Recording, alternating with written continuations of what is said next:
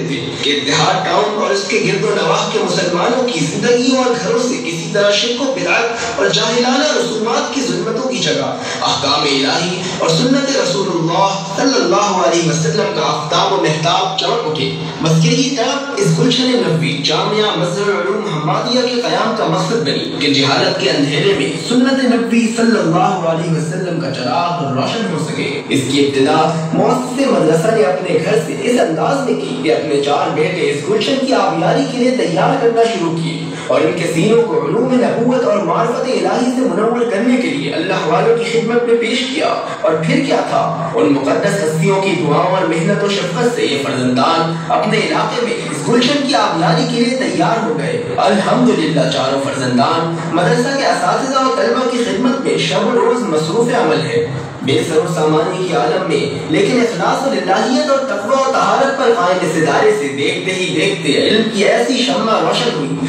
جس نے صرف اتحاد ٹاؤن کو نہیں بلکہ پورے علاقے کو منور کر دیا ہے۔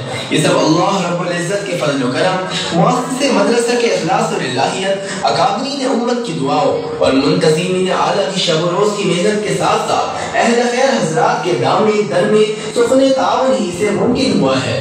جامعہ مظہر العلوم حمادیہ کا اہم مقصد ایسے علماء و فضلہ تیار کرنا ہے جو کمال علم کے ساتھ تقوی، للہیت اور اخلاص کے زیور سے آراستہ ہوں، جن کا مقصد اساسی دین اسلام کی حفاظت، اس کی نشر و اشاعت اور امت مسلمہ کی صراط مستقیم کی طرف رہنمائی ہو۔ نئی نسل کو مذہب سے قریب کرنا اور دینی اقدار و اسلامی آداب و ثقافت سے روشناس کرانا، مسلمان عوام کی اصلاح و رہنمائی اور انہیں ملحدانہ افکار و باطل نظریات سے بچانے کے لیے علمی کام کرنا۔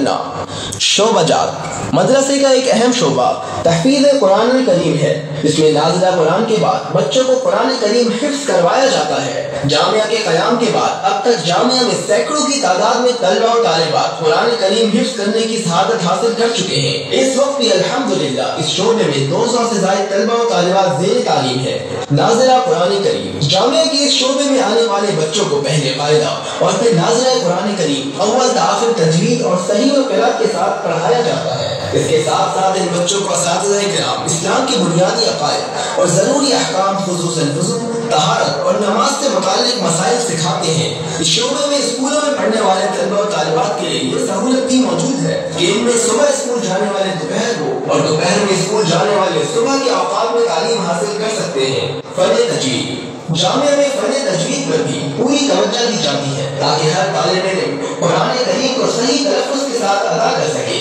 مدرسے میں طلبہ و طالبات کے لیے منتخب درس نظامی کا بھی اہتمام ہے، جس میں متوسطہ سے عالمیہ تک تعلیم دی جاتی ہے، جبکہ عامہ کا عالمیہ کا نصاب تعلیم بھی ہے۔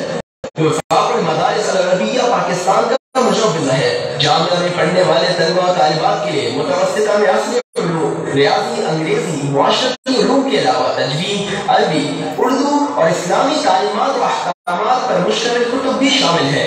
شعبہ خطابت طلبہ کی تقریر اور خطابی صلاحیت کو پروان چڑھانے کے لیے بزم کا ہفتہ واری پروگرام پابندی کے ساتھ ہر جمعرات کو اساتذہ کرام کی نگرانی میں منعقد ہوتا ہے، جس میں طلبہ پوری مستعدی اور تیاری کے ساتھ شریک وطن ہوتے ہیں اور اپنی خطاباتی صلاحیتوں کو پروان چڑھاتے ہیں۔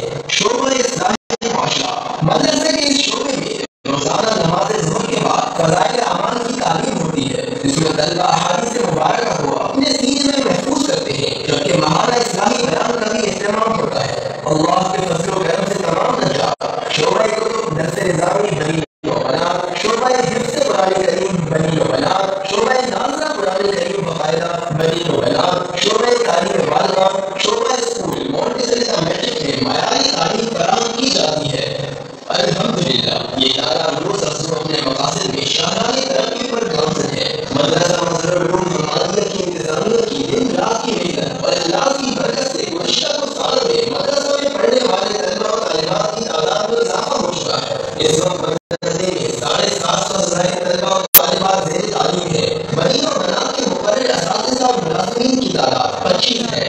نامساعد حالات اور بڑھتی ہوئی مہنگائی نے مدرسہ کے روزمرہ کے اخراجات میں بھی بے تحاشا اضافہ کیا ہے، جبکہ طلبہ کی بڑھتی ہوئی تعداد، تعمیر نو، مزید 10 گاہوں اور دارالاقامہ یعنی ہاسٹل کی تعمیر کا کام بھی شروع کر دیا گیا ہے۔